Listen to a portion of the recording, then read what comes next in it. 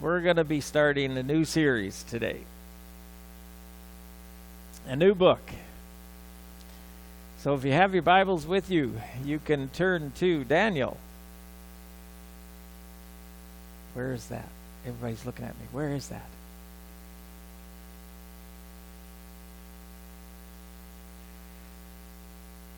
So I've entitled the message this morning, Living in a Changing Culture. I think all of us know we're living in a changing culture, right? People don't believe what they used to believe. Everything's changing. There's new laws that are coming into our government that are changing things. There are different cultures that are coming into our culture and changing things. There's philosophies out there that are, I think, way off into the distance somewhere that they believing in, they're bringing down into our culture to believe and make us believe in, or try to get us to change to be like them. And that's pretty much what Daniel faced when he first comes into the biblical structure of things and we begin to find out about him. Daniel lived near the end of Judah, the lower tribe, just before the end of when they got sent into Babylonian captivity. He was fairly young at that time, and you'll notice the way that they describe things in here, starting in verse 3 and 4. We'll read maybe up to 5, 3, 4, and 5, because this kind of gives us a description of what Daniel was like.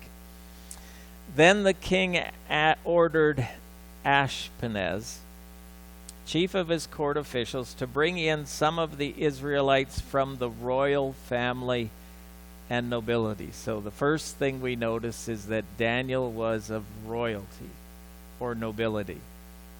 Okay? So he was up there. He had what we would call the better part of life, financially and stuff. Probably had anything he wanted. Didn't have to worry about it. Had all the best foods. Didn't have to worry about that. Probably just about anything he wanted, he had. Okay? Because he was royalty and nobility. And then it says that they were to be young men without any physical defect. Young men. When I was doing some research and stuff, I was trying to figure out how old would Daniel be when he went into this. And they said that phrase in the Hebrew means almost children. Okay, so he was rather fairly young. We don't think he was probably, everybody kind of figures about 14 to 16.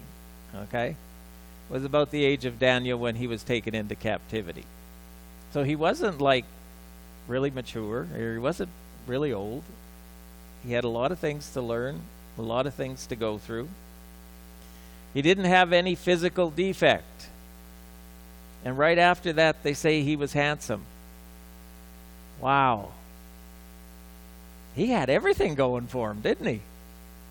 Man, no physical defect. He was handsome.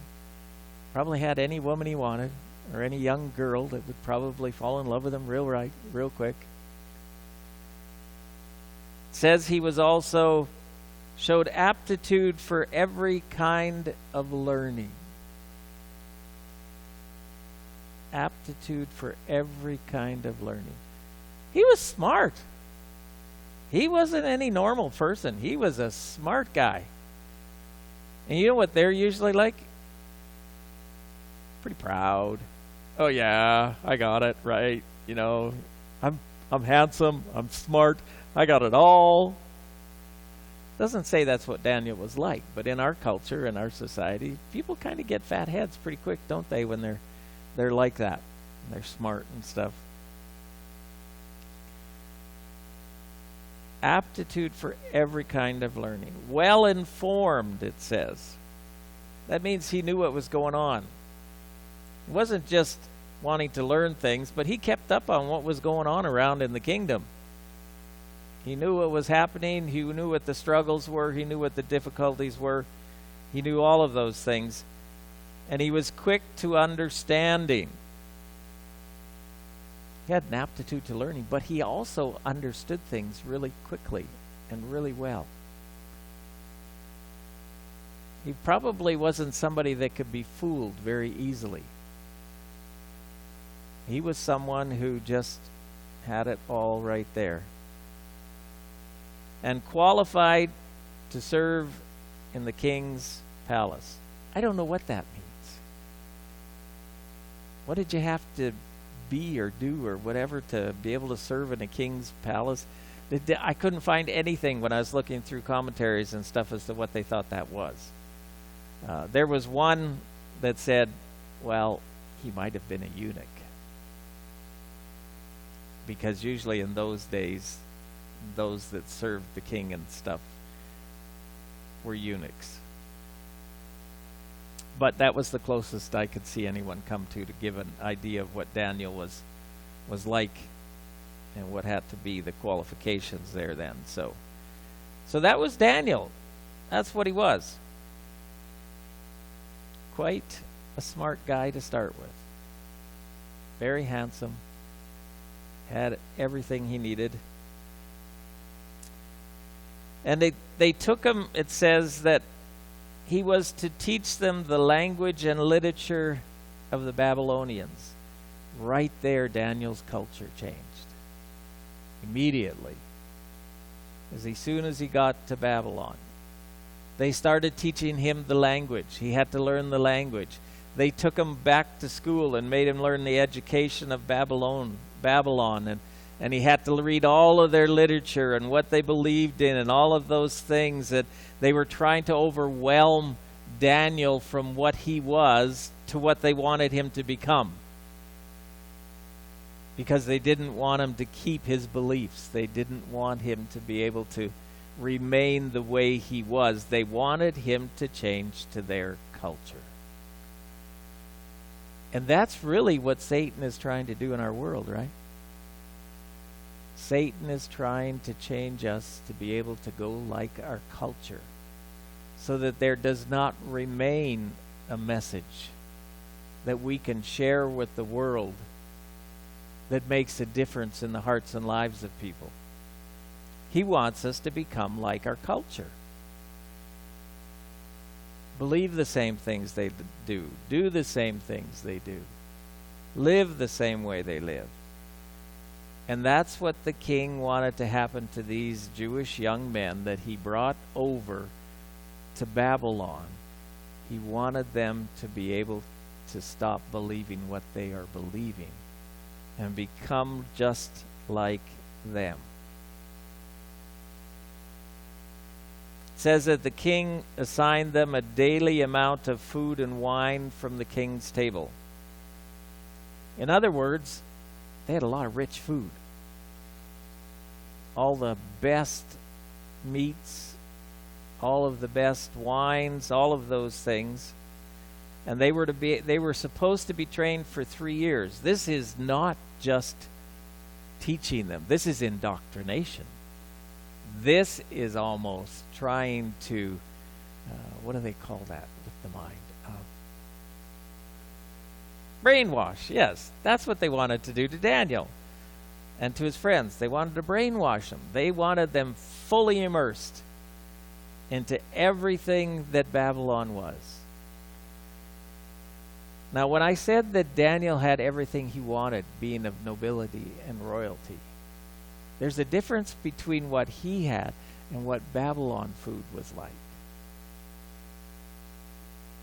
I'm not saying, because Jews had their rules, right? And the regulations as to what they could eat. There were no rules and regulations over in Babylon.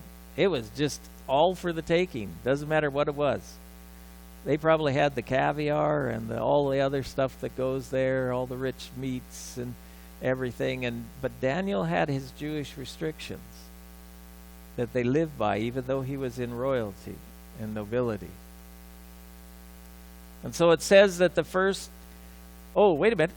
Oh, yes, the things that are happening to Daniel. This is really important.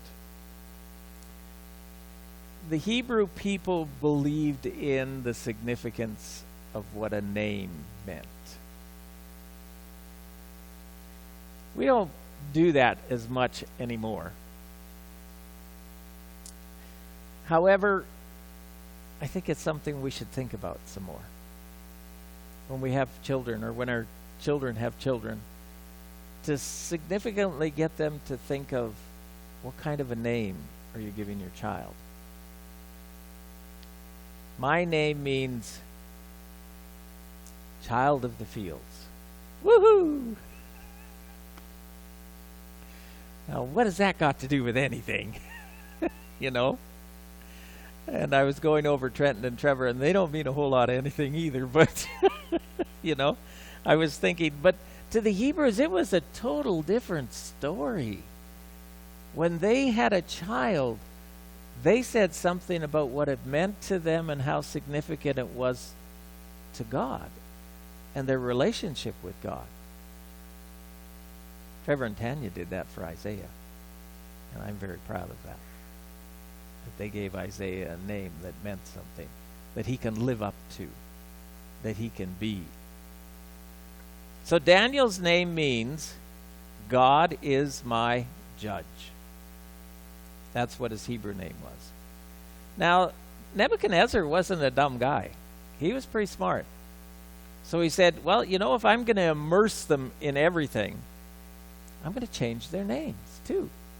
I'm going to give them a new name to live up to, so that they begin to be confused with everything that they're living. So Daniel's name was changed to Belteshazzar. Belteshazzar means Bel will protect. Bel was one of the Babylonian gods.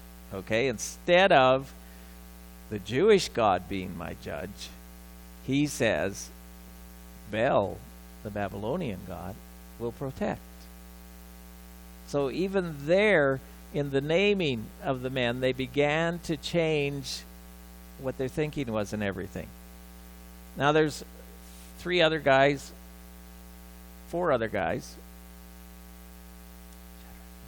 Three other guys. Hananiah was the first one. His name was Yah has been gracious, or Yahweh, okay, which means God. Yah has been gracious. It's interesting that we remember their second cultural names rather than their Jewish godly names. When you think of these three men, who do you think of? Shadrach, Meshach, and Abednego, right?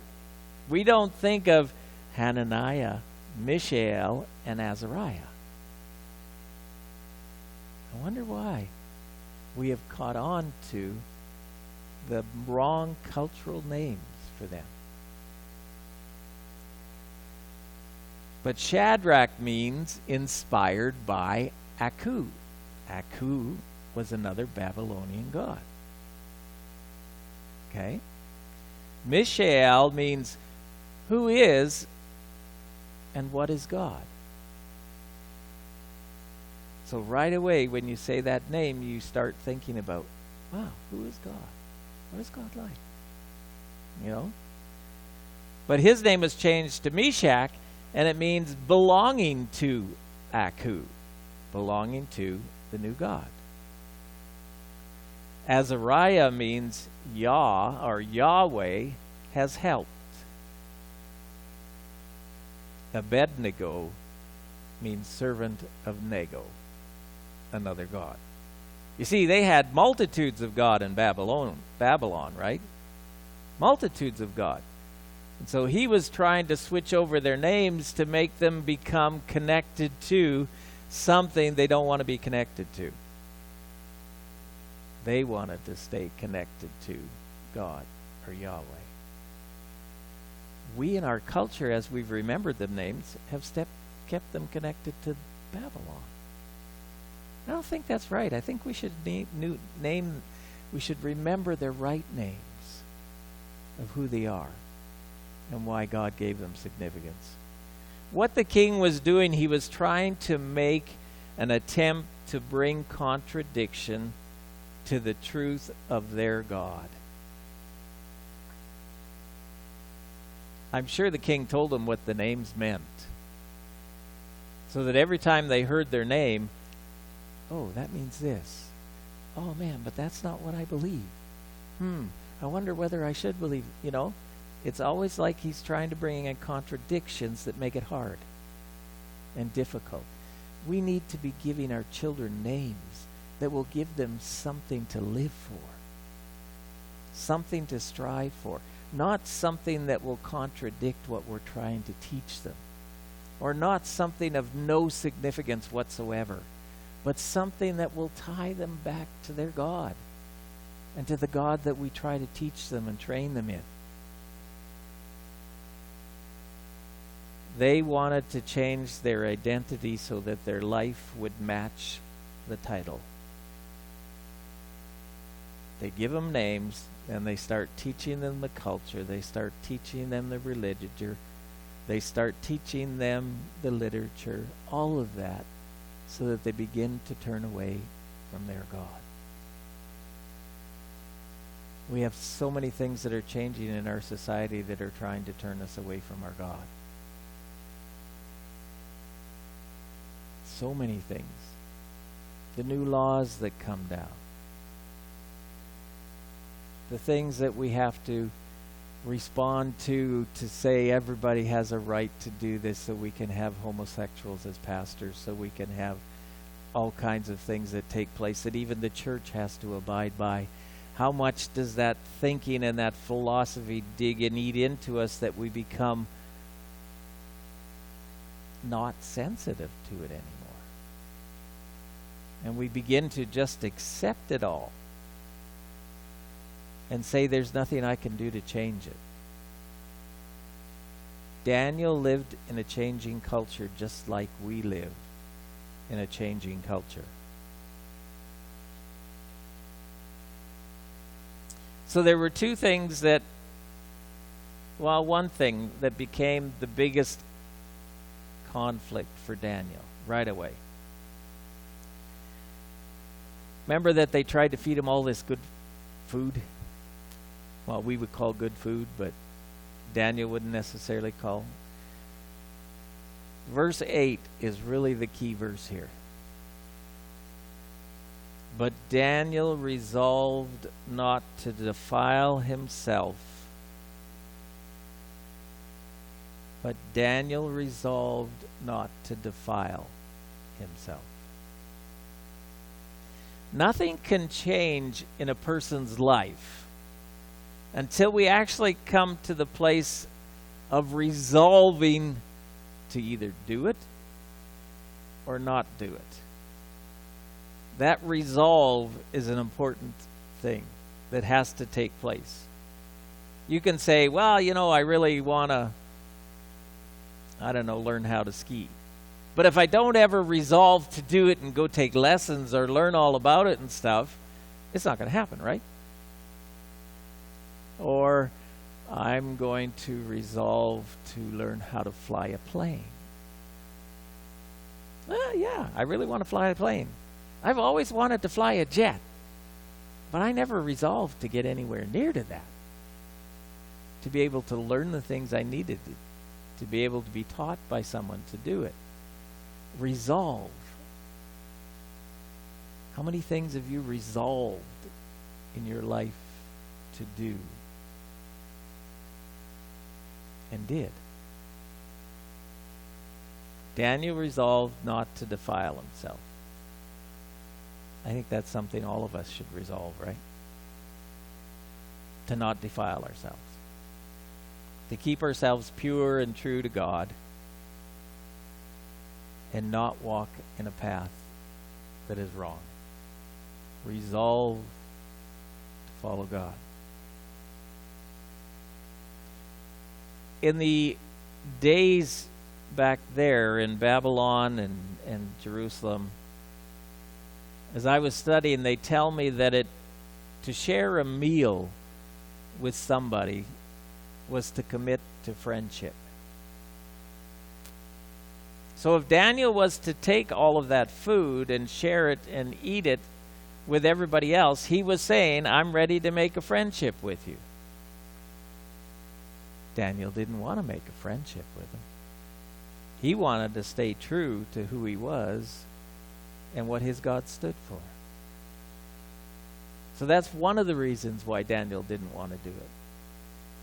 The second was it was against everything he believed about how they were supposed to eat and the things that they were supposed to do.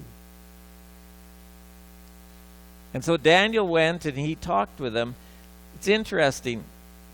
When we want to do something that we believe in that goes against what culture is saying, we usually go against it in a very bold, strong way, saying, I deserve, or I want this, or I think this is something you should be able to do for me. That's not the way I see Daniel doing this, though. I see Daniel doing it with a gracious spirit, with a calmness, with a strength of character that just knows that God will do what he needs to do. And he says,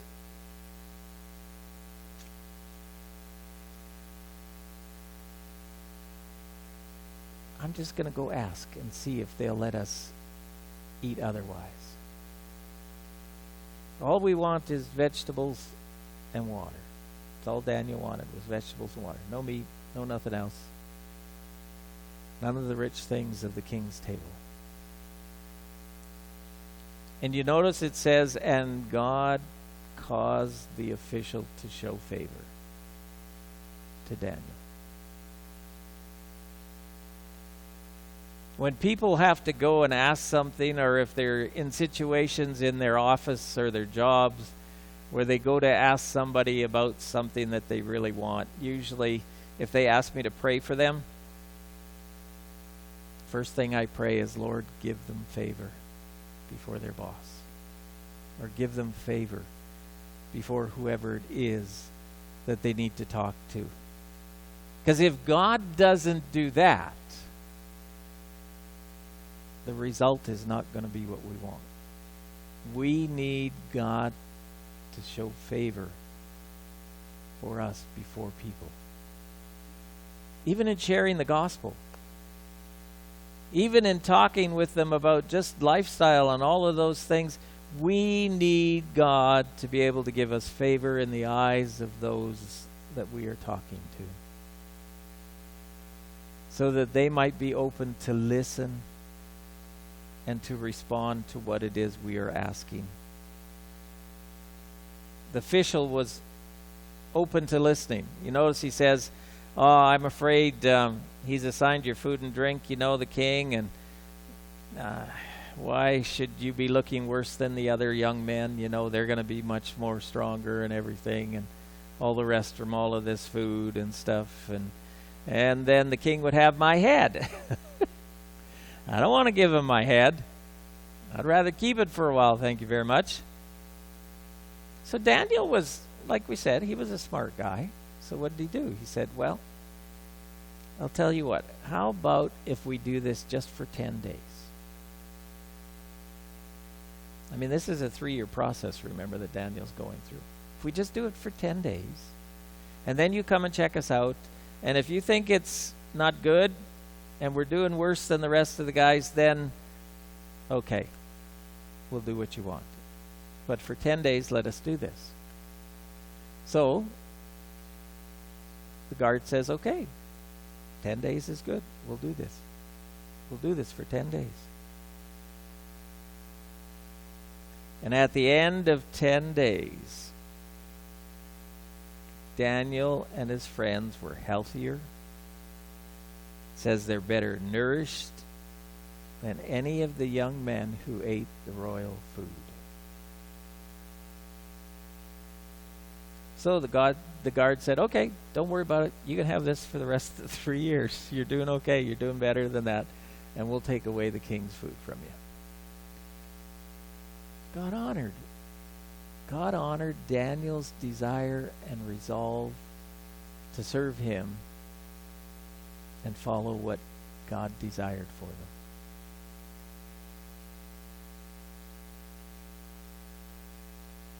God wasn't angry with it. God wasn't upset with it. Daniel was doing what he knew God wanted it and would approve of. So God blessed. God blessed. It's interesting that the results of all of this was they were healthier and more nourished. But do you notice the blessing at the very end of that chapter? In verse 17, it says this: God gave these 4 young men knowledge and understanding of all kinds of literature and learning, so that it was really easy for them to catch on to the literature they were being taught and all of those things. And well, isn't that strange? God, you don't really want them to catch on and understand what's going on there, do you? Why would you do that? All kinds of literature and learning.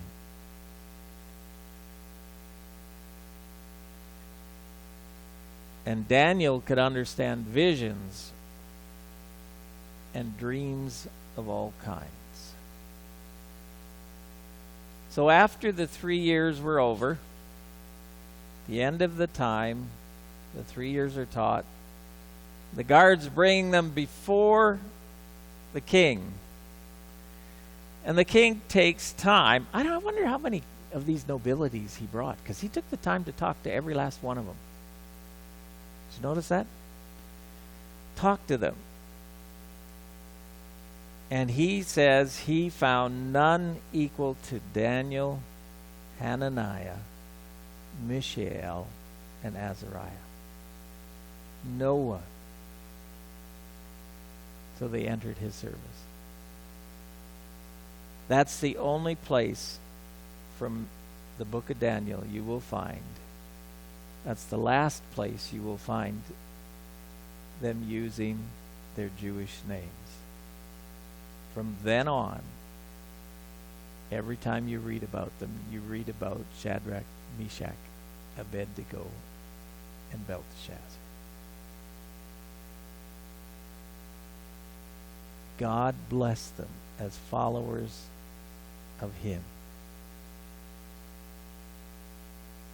In every matter of wisdom and understanding that the king asked them about, he found them what? 10 times better than all his magicians and all of his enchanters. 10 times better.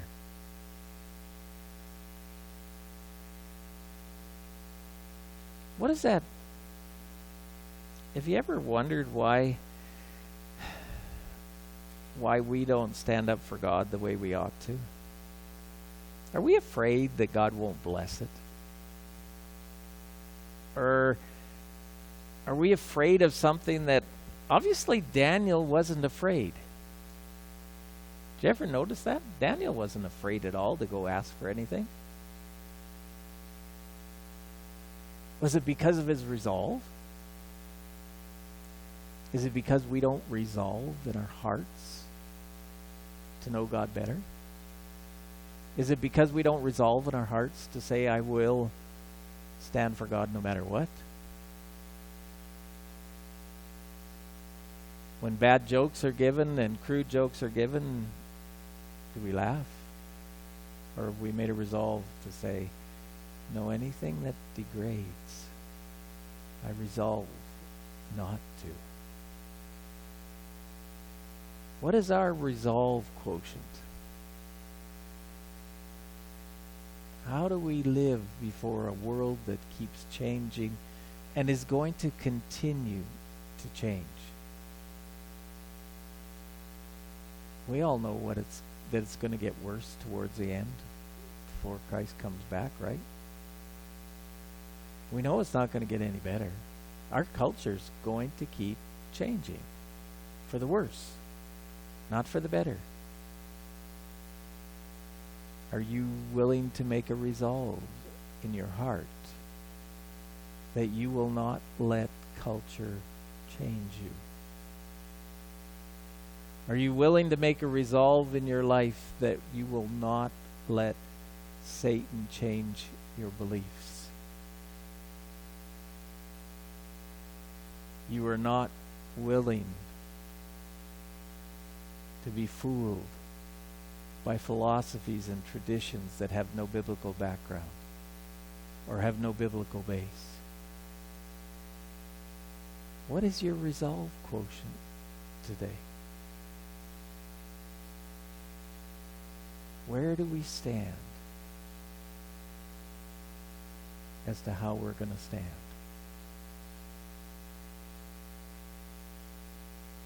Father, I pray today that in our hearts and our minds, you will encourage and strengthen us to a place where we will be willing to resolve that our hearts and our minds will not change from you.